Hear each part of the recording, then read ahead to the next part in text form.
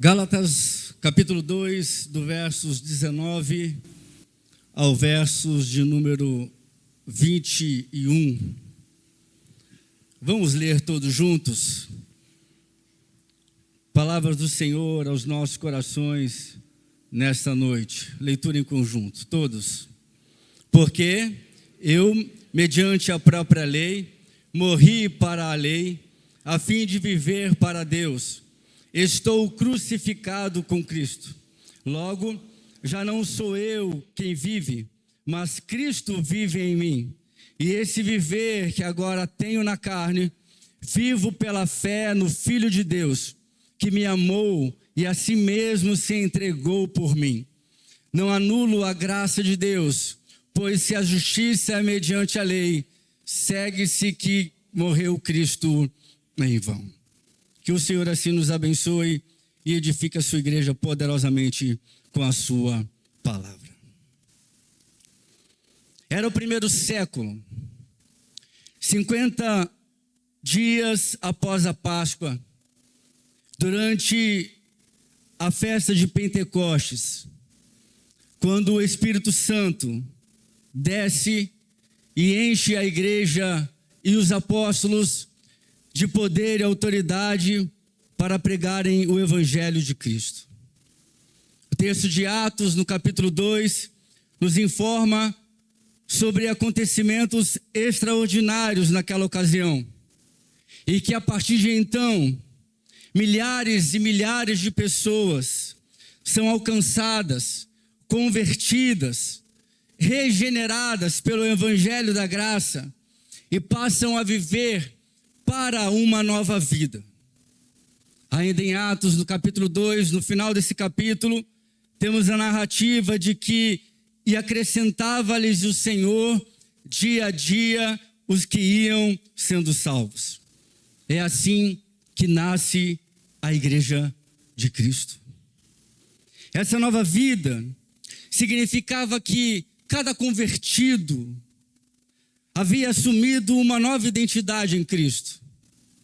Cada um havia experimentado do novo nascimento, assim como Jesus havia dito a Nicodemos. Uma consequência dessa nova vida, dessa nova identidade, é que em Atos, no capítulo 11, verso 26, temos ali o registro que em Antioquia foram esses discípulos de Jesus, esses que haviam experimentado do novo nascimento, esses que foram regenerados, esses que foram convertidos e alcançados pelo Evangelho, esses discípulos de Jesus foram chamados de cristãos pela primeira vez. Agora então, reconhecidos por cristãos, pequenos cristos, não importava mais quem era o João, quem era o Rodrigo, quem era a Célia, o Manuel, nem um filho de qualquer pessoa. Não importava mais os seus nomes, sobrenomes, da família que pertenciam, os negócios que tinham na cidade. Não importava mais a que grupo religioso ou classe econômica eles viviam. Agora, esses convertidos tinham apenas um nome, uma única identidade. Eles eram chamados de cristãos. Essa era a forma como eram identificados. Essa era a nova identidade assumida por cada membro deste corpo vivo de Cristo. E essa nova vida em Cristo é amplamente falada em todo o Novo Testamento. Na carta de Paulo aos Romanos, no capítulo 12, verso 2, Paulo instrui a esses novos convertidos, a esses cristãos, que eles não deveriam se conformar com o século, não deveriam tomar a forma desse mundo, mas que a sua mente deveria ser transformada, que a sua mente deveria passar pela metanoia, uma nova forma de pensar, para que então pudessem experimentar qual seja ou qual fosse, qual era a boa, a agradável e perfeita vontade de Deus.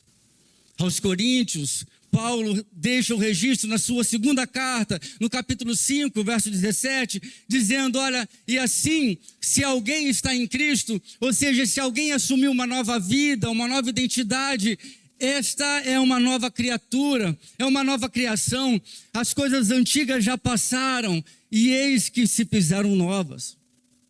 Logo, nessa nova identidade, nós precisamos entender que tudo muda. A nossa visão de mundo muda, a nossa cosmovisão muda. Nessa nova identidade, nessa nova vida assumida, os nossos valores mudam, as nossas prioridades mudam, os hábitos mudam, o nosso coração muda, tudo muda. Paulo entende e consegue enxergar isso de uma forma muito legítima e profunda. Por isso que ele escreve tantas cartas para instruir a igreja de Cristo, que continuava crescendo entre os judeus e os gentios. Baseados então nesse texto de Gálatas, iremos transmitir a mensagem dessa noite no tema A Nova Vida em Cristo. Iremos então falar sobre algumas implicações práticas para a vida de quem assume esta nova identidade. Eu sempre procuro refletir com a minha igreja que as cartas para aquela igreja ressoam um pouco diferente no nosso tempo. Nós temos mais de 2000 anos de história, temos as histórias dos nossos pais, temos o cânon bíblico fechado, temos anos e anos de discussão teológica sobre os assuntos da fé, temos as doutrinas esmiuçadas, debatidas, comentadas, narradas. Mas para aqueles irmãos que haviam acabado de experimentar do novo nascimento, as cartas surgem como um norte para nortear a vida, para nortear o caminhar. Era como uma nova fragrância, um aroma diante dos desafios novos que haviam surgido. Iremos refletir então sobre esse texto aos Gálatas, que nós acabamos de ler, a respeito dessa temática, a nova vida em Cristo. O capítulo 2 da carta de Paulo aos Gálatas tem um tema central.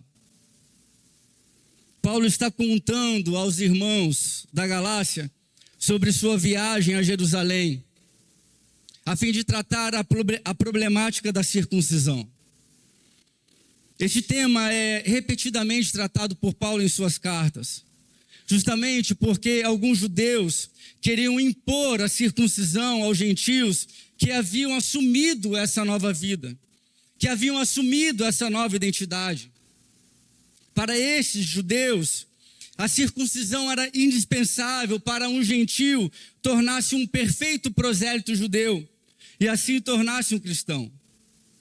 Paulo defende seu pensamento contrário à exigência dessa prática, afirmando que a obra de Cristo na cruz era suficiente para a justificação e regeneração do homem e que a cruz havia cumprido toda a exigência da lei. Paulo reforça mais uma vez a centralidade, os efeitos e a eficácia da cruz de Cristo. E baseado então nessa convicção, Paulo conclui seu relato declarando: eu fui crucificado com Cristo. Logo, já não sou eu quem vive, mas Cristo vive em mim. O que Paulo está fazendo aqui é apontar para essa nova realidade de vida e que ele mesmo estava condicionado, livre das exigências das leis cerimoniais, garantindo-se na perfeita obra de Cristo na cruz, mas ao mesmo tempo nos apontando implicações práticas para essa nova vida em Cristo. Nós então iremos pensar nessa noite sobre 3 implicações ou sobre 3 aspectos dessa declaração de Paulo, de um homem que entende que foi crucificado com Cristo e que agora não vive mais para si mesmo, mas que Cristo vivia para ele.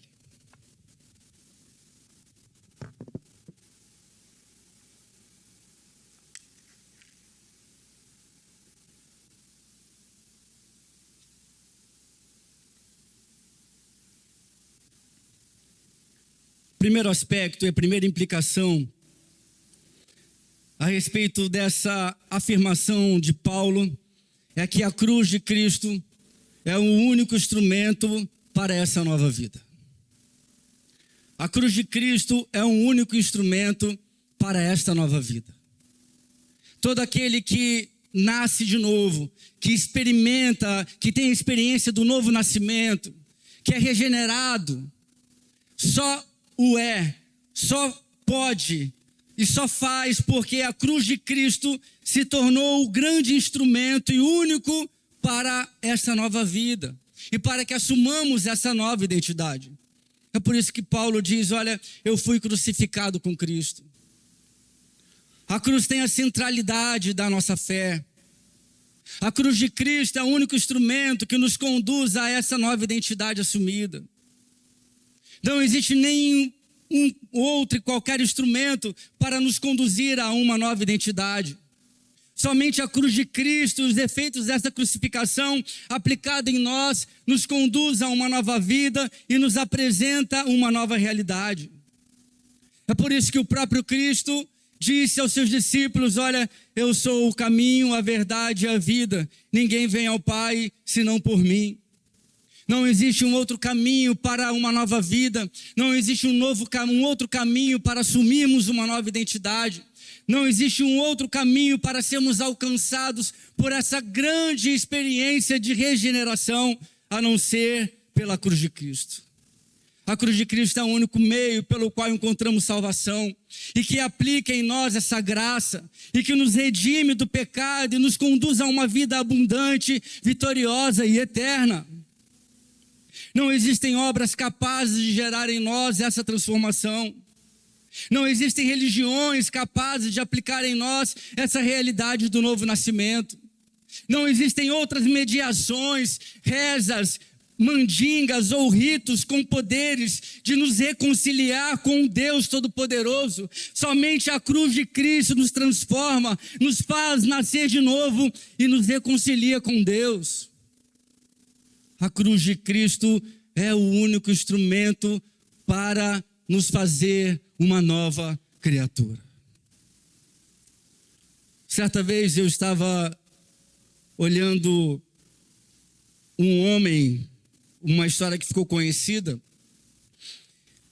Ele caiu com o seu avião no meio da floresta amazônica. E ele estava sozinho. E de uma forma milagrosa ele não morreu. E ele estava contando como foi a sua experiência. Ele passou mais de um mês perdido na floresta amazônica. E ele foi aos meios de comunicação, foi convidado para contar a sua história. E o ápice da história era como ele conseguiu se salvar. Ele contou desde o início. E ele foi contando o que aconteceu com o avião, a pane no motor. E ele foi contando os detalhes. E ele foi contando os meios nos quais ele conseguiu se manter vivo. Mas a pergunta que os seus interlocutores deixaram para o final era, bem, depois de você contar isso, nós queremos saber como que você conseguiu se salvar. E aí então, já no término, ele conta o ápice da sua história. E ele cita então que alguns indígenas, e ele perdido já há muito tempo, não tinha qualquer noção de onde ele estava. E ele conta então como ele conseguiu se salvar. E ele cita que alguns indígenas então o encontraram, deram acolhida e foi essa maneira como ele se salvou.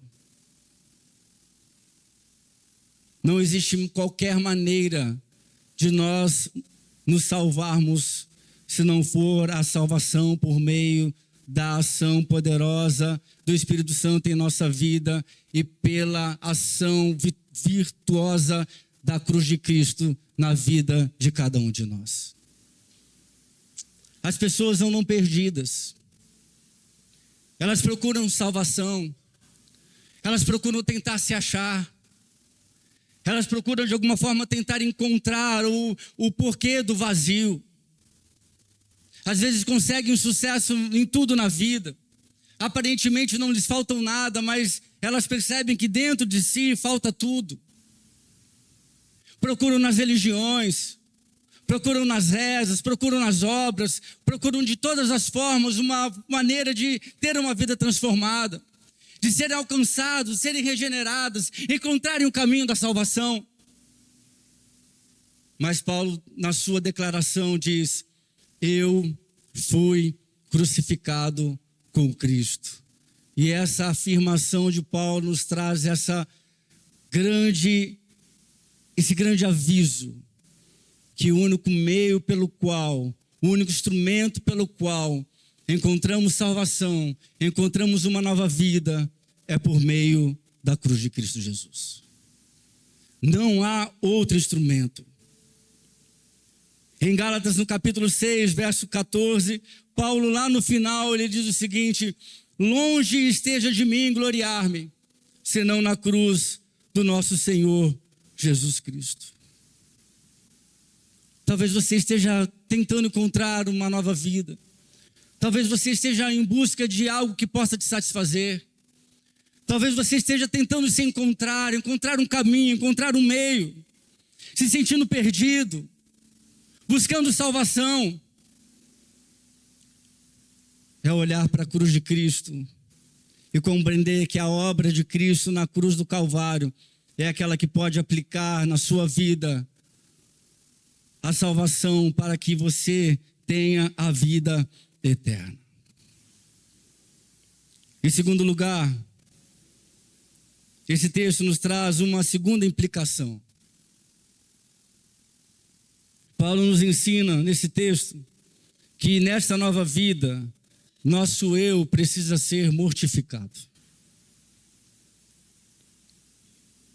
É por isso que ele diz: olha, já não sou eu quem vive. Eu fui crucificado com Cristo. Já não sou eu quem vive. Se o meu eu não vive, logo, o meu eu morreu. Eu não me pertenço mais a mim mesmo.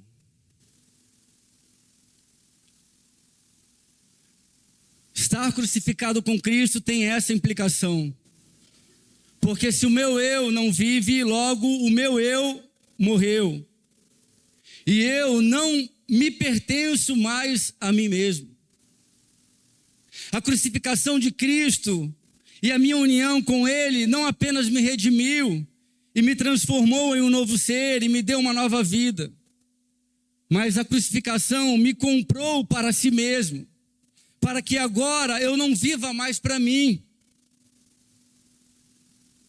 para que nessa nova vida eu não viva mais para as minhas próprias vontades, para que nessa nova vida, nessa nova identidade assumida em Cristo, eu não viva mais para as minhas afeições, mas viva agora para Cristo, o meu Senhor. Eu fico pensando nos debates que temos tantas vezes, se chamamos Deus de você, se chamamos Deus de tu, se chamamos Deus de Senhor, de Pai, e aí vai.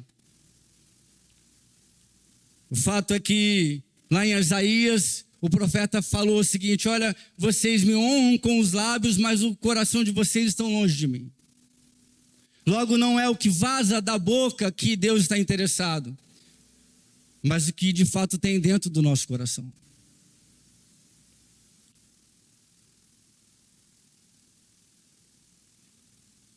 A nova vida em Cristo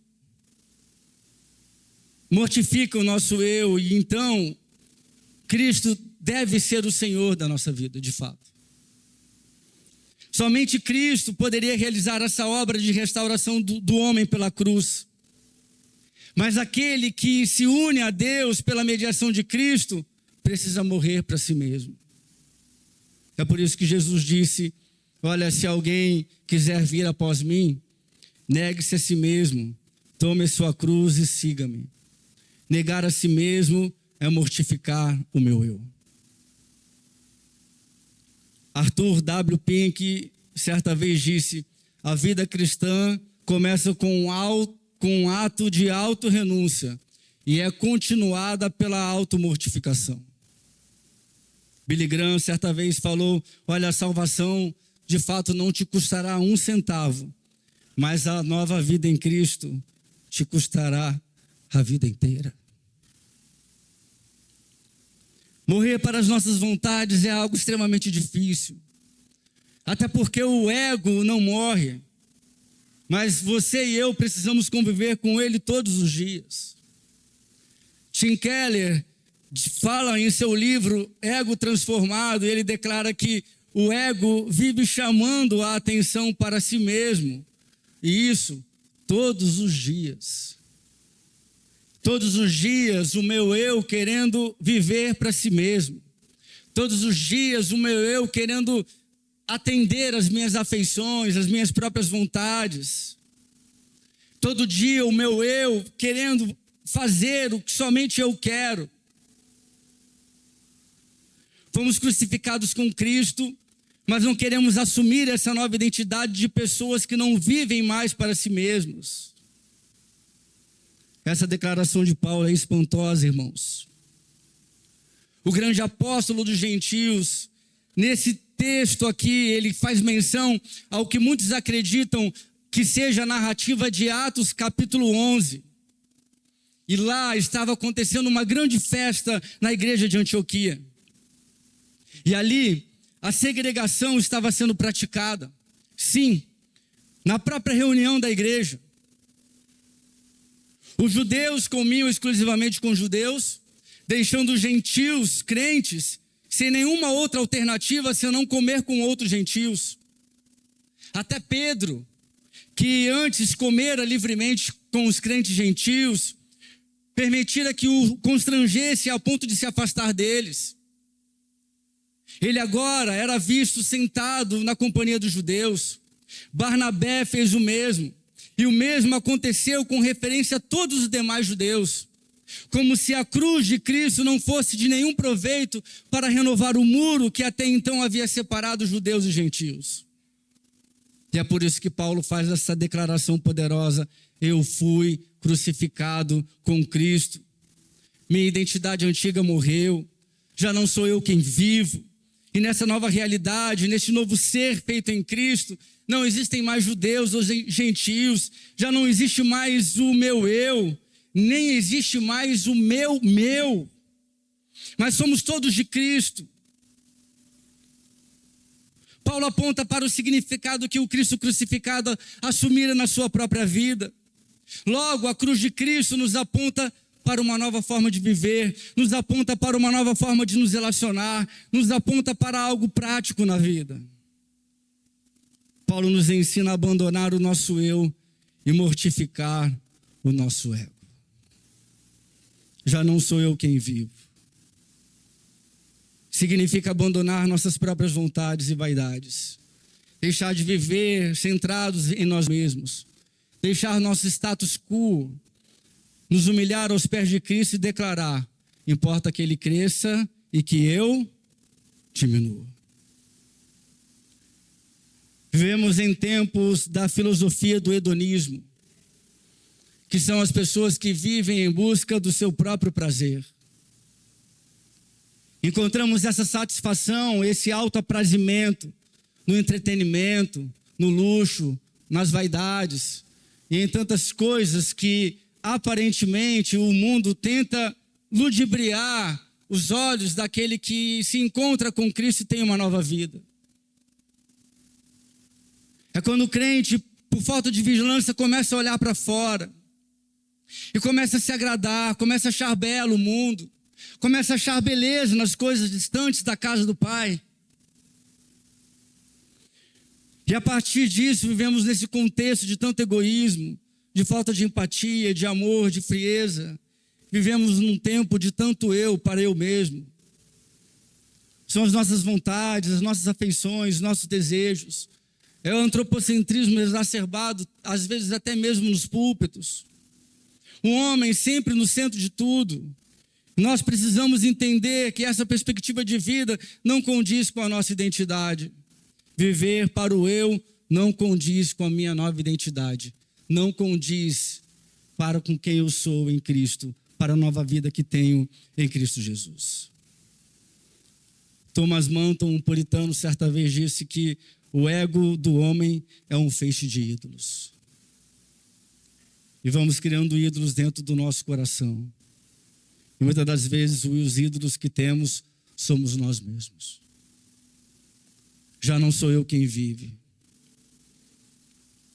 A nova vida em Cristo, que só é possível através da cruz, ela também nos ensina que o nosso eu precisa ser mortificado. Eu quero ler com os irmãos, vamos ler todos juntos, o texto de Filipenses capítulo 3, verso 2 a 11.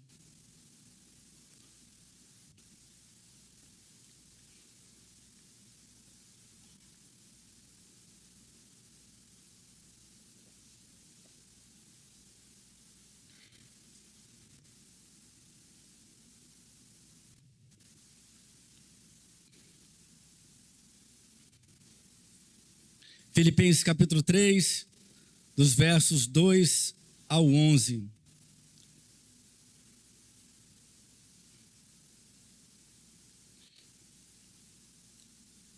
Podemos ler todos juntos? Os irmãos me ajudam, por favor. Todos.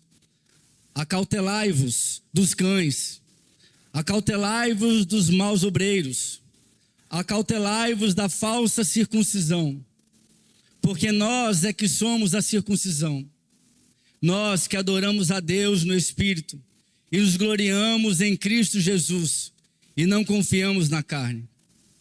Bem que eu poderia confiar também na carne. Se qualquer outro pensa que pode confiar na carne, eu ainda mais. Circuncidado ao 8º dia, da linhagem de Israel, da tribo de Benjamim, hebreus de hebreus, quanto à lei, fariseu, quanto ao zelo, perseguidor da igreja, quanto à justiça que há na lei, irrepreensível. Mas o que para mim era lucro, isso considerei perda por causa de Cristo. Sim, deveras considero tudo como perda, por causa da sublimidade do conhecimento de Cristo Jesus, meu Senhor, por amor do qual perdi todas as coisas e as considero como refúgio para ganhar a Cristo e ser achado nele, não tendo justiça própria que procede da lei, senão a que é mediante a fé em Cristo, a justiça que procede de Deus baseada na fé, para conhecer e o poder da ressurreição e a comunhão dos seus sofrimentos, conformando-me com ele na sua morte, para que de algum modo alcançar a ressurreição dentre os mortos.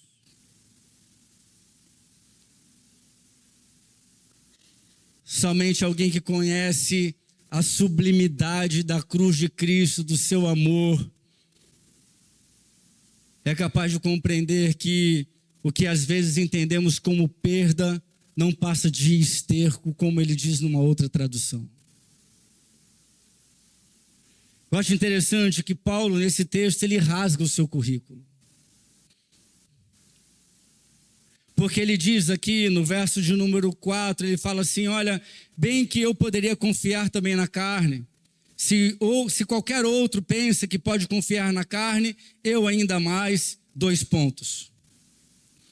E ele começa então a trazer o seu currículo aqui. Ele coloca a sua história na mesa. Ele fala o seguinte, olha, eu fui circuncidado ao 8º dia. Eu era da linhagem de Israel, da tribo de Benjamim, hebreus dos hebreus. Quanto à lei, eu era um fariseu. Quanto ao zelo, eu fui perseguidor da igreja. Quanto à justiça que há na lei, eu fui irrepreensível. Paulo, ele traz o seu currículo e coloca na carta as coisas que ele diz que ele poderia se gloriar disso, dessas coisas. Mas diante de compreender a obra de Cristo na cruz por si e compreender o grande amor de Deus revelado no seu Filho, ele então rasga o seu currículo e ele diz o seguinte, olha, mas o que para mim era lucro, isso considerei perda por causa de Cristo. Sim, deveras considero tudo como perda, por causa da sublimidade do conhecimento de Cristo Jesus, meu Senhor, por amor do qual perdi todas as coisas e as considero como refúgio. E é aqui que ele diz que considera como esterco, como nada, mas para ganhar a Cristo e ser achado nele. Não tendo justiça própria que procede de lei, senão a que é mediante a fé em Cristo, a justiça que procede de Deus, baseada na fé. Tantas vezes nós não queremos deixar o nosso status, não queremos abrir coisas das nossas vaidades, do nosso coração enganoso, não queremos abandonar os ídolos do nosso coração, não queremos nos aproximar do Senhor, porque achamos ou entendemos que iremos perder alguma coisa. Mas a verdade, irmãos, Paulo nos demonstra na verdade aqui que perde aquele que não faz como ele fez. Aquele que dá as costas para a oferta da graça e prefere viver no engano dos seus próprios pensamentos. Logo, a nova vida em Cristo nos apresenta aqui que nós devemos compreender que a nossa vida, que nessa nova vida o nosso eu, ele precisa ser mortificado. Eu faço essa pergunta para você: o que precisa ser mortificado na sua vida? Às vezes dizemos: Senhor, faça morada aqui. E aí Jesus Cristo toma a nossa vida, e aí nós vamos apresentando a nossa casa para Jesus.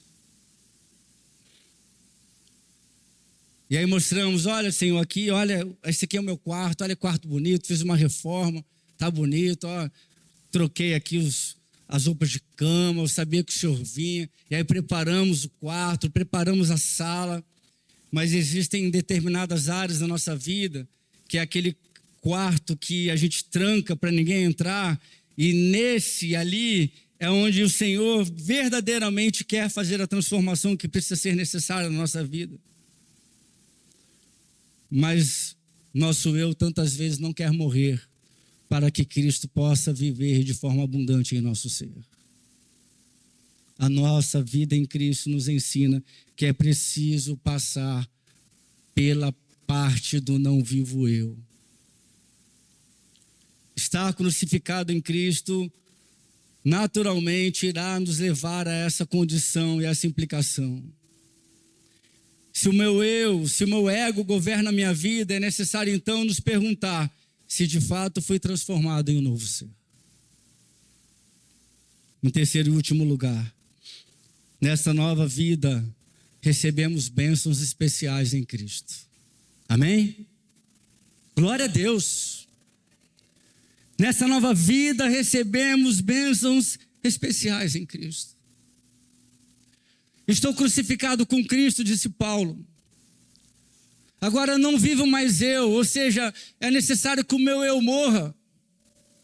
Porque a mesma cruz que crucificou a Cristo também mata o meu velho homem. Mas ele diz: mas Cristo vive em mim.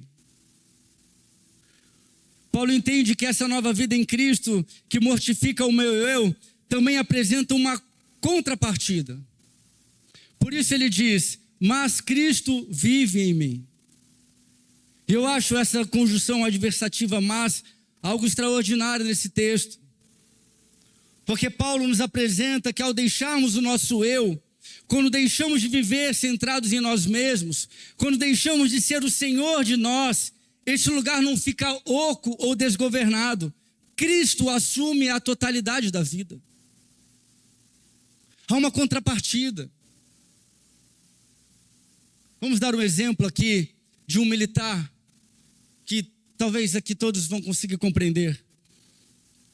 Um militar jamais pode deixar o seu posto sem que um outro assuma o seu lugar.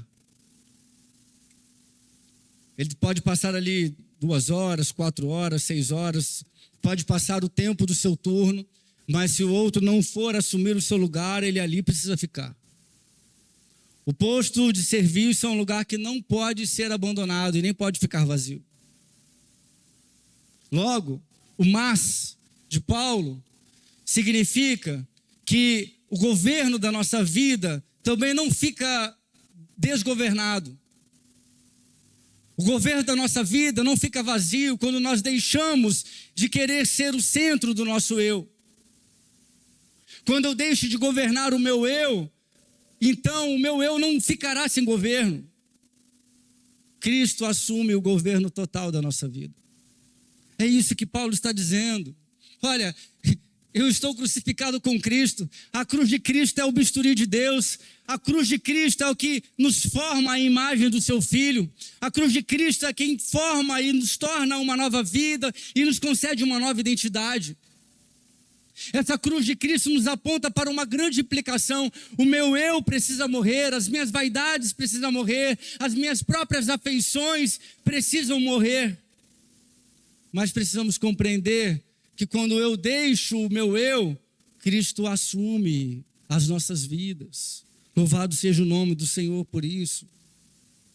Cristo vive em mim. É alguém que descobriu o prazer de viver para Cristo. É alguém que descobriu o prazer de viver para Cristo. Que tudo que faz é para glorificar a Cristo. É alguém que tem prazer nas coisas santas, como diz o salmista no Salmo 16: Senhor, Tu és o meu Senhor, outro bem não possuo senão a Ti somente. Quanto aos santos que há na terra, são eles notáveis, nos quais tenho todo o meu prazer. Salmos 16, verso 2 e 3.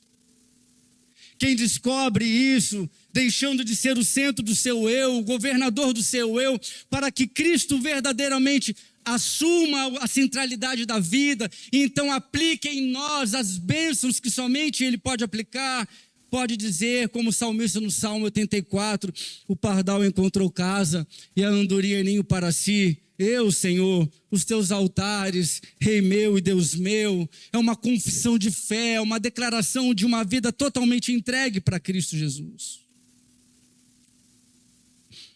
Paulo diz aos Efésios, no capítulo 3, versos 17 e 19, ele fala o seguinte: para que Cristo habite pela fé nos vossos corações, a fim de, estando enraizados e fundados em amor, poderdes perfeitamente compreender com todos os santos qual seja a largura, o comprimento, a altura e a profundidade. E conhecer o amor de Cristo, que excede todo entendimento, para que sejais cheios de toda a plenitude de Deus. Louvado seja o nome do meu Senhor.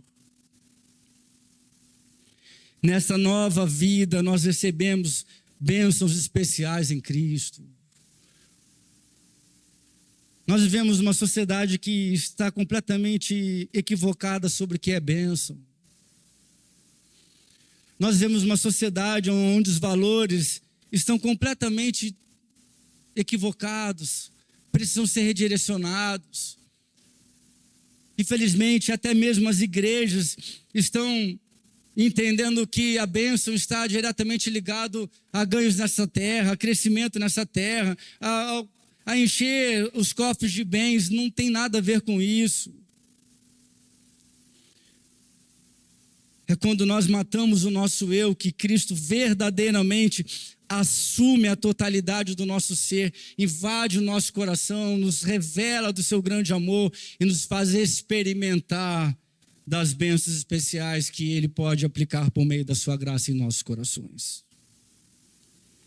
É por isso que a mulher samaritana, quando descobre que diante dela estava a água da vida, ela não pensa duas vezes. E ela diz: olha bem, se eu posso beber uma água que me sacia para a vida inteira, porque eu irei ficar aqui vindo buscar essa água todo dia, que não me mata a minha verdadeira sede. Dá-me desta água, Senhor.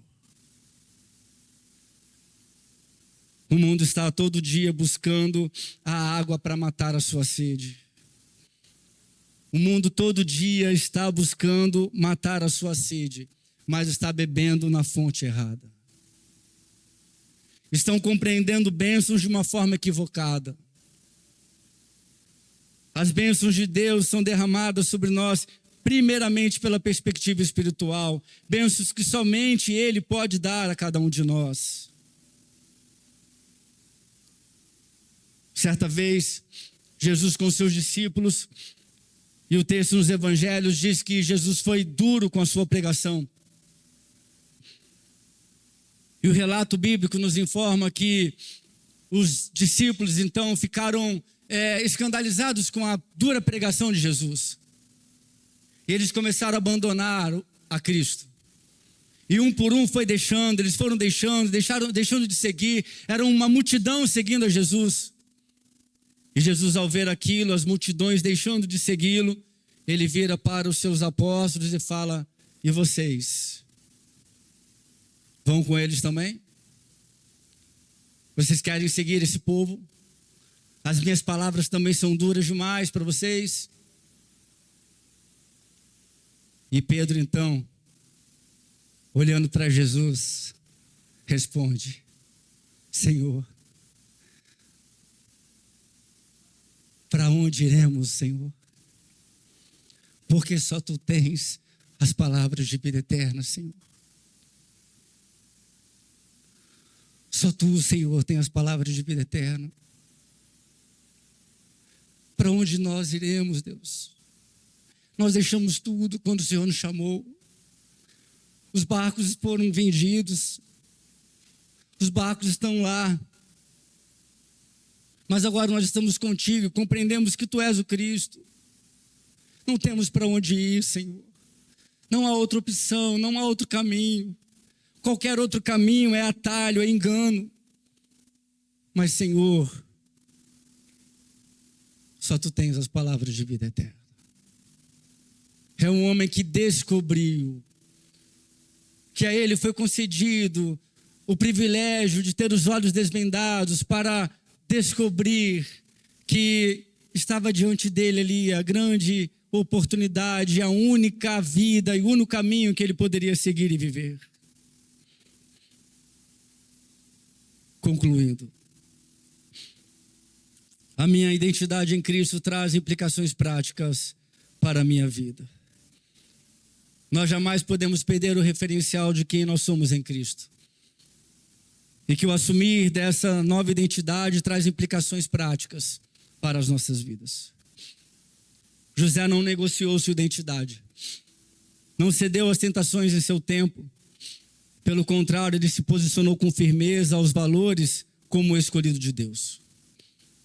Daniel, por sua vez, não negociou sua identidade. O texto de Daniel, capítulo 1, diz que Daniel resolveu firmemente não se contaminar com as iguarias do rei. É interessante que esse caso de Daniel é muito explícito, porque havia ali toda uma questão cultural e religiosa. Dois homens, dois jovens que sabiam quem eram, conhecedores do Deus a quem serviam e firmes em sua fé. Logo, o Senhor nos chama aqui nessa noite para trazer ao nosso coração essa perspectiva de uma nova vida. Assim como na igreja primitiva, assim como na festa de Pentecostes, o Espírito Santo converteu com a pregação de Pedro 3.000, depois 5.000, e o Senhor acrescentava-lhes dia a dia os que iam sendo salvos. O Senhor continua a fazer uma obra em nossas vidas também nos dias atuais. O Senhor continua a nos transformar. O Senhor continua a operar de forma poderosamente em nossos corações.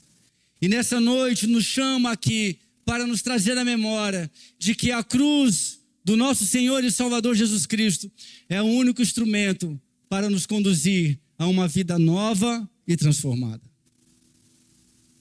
Nessa noite o Senhor nos traz aqui para também nos lembrar que nessa nova vida há uma implicação. Não vivo mais eu. Nosso eu precisa morrer todos os dias. Nosso ego, as nossas afeições, vontades, sonhos que são propriamente só nossos, precisam ser crucificados na cruz de Cristo. Mas nós também precisamos compreender que nessa nova vida em Cristo, nós temos bênçãos especiais que o Senhor aplica em nós por meio de Cristo Jesus. Precisamos descobrir. Às vezes o nosso coração foi se envaidecendo, fomos deixando o fervor, fomos deixando o amor, fomos esfriando diante do Senhor, fomos deixando de ter o prazer com as coisas simples, mas extremamente valiosas na casa de Deus. Fomos deixando boas práticas do culto doméstico, deixando boas práticas da nossa vida devocional na nossa casa, com os nossos filhos, com as nossas esposas e esposos. Fomos deixando de entender que em tudo nós devemos glorificar a Deus, no meu trabalho, onde estou, em tudo que eu faço. lá preciso ser um cristão, um pequeno Cristo, identificado como alguém que leva o evangelho do Senhor Jesus e que tudo que faço vivo para a glória de Deus. E assim, nessa nova vida, cada dia mais, compreender e vivenciar dessas bênçãos especiais em Cristo Jesus.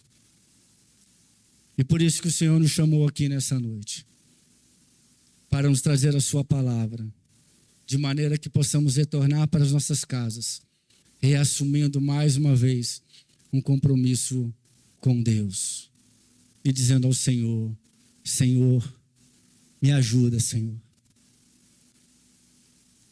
Espírito Santo, continua a operar em minha vida a tua obra regeneradora. Espírito Santo, continua a operar a tua obra santificadora em minha vida. Porque somente é o Espírito Santo de Deus que nos capacita e nos permite viver todas essas coisas. Que o Senhor assim nos abençoe e que vivamos para a sua glória. Amém. Curva sua cabeça nesse instante. Vamos falar com Deus. Coração contrito e quebrantado, como diz a palavra do Senhor e como cantamos aqui, não desprezará o Senhor. Quando confessamos nossos pecados, Ele é fiel e justo para nos perdoar e nos purificar de toda injustiça. Quando falamos com Deus, Ele inclina os ouvidos e nos responde. E nos capacita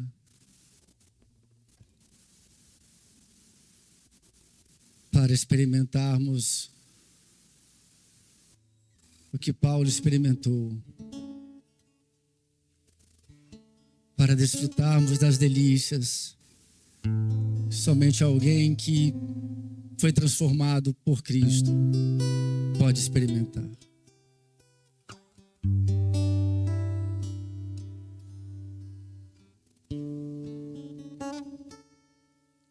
Se o Espírito Santo tem falado contigo, que nessa noite seja para você e que seja em você uma oportunidade de uma mudança, transformação,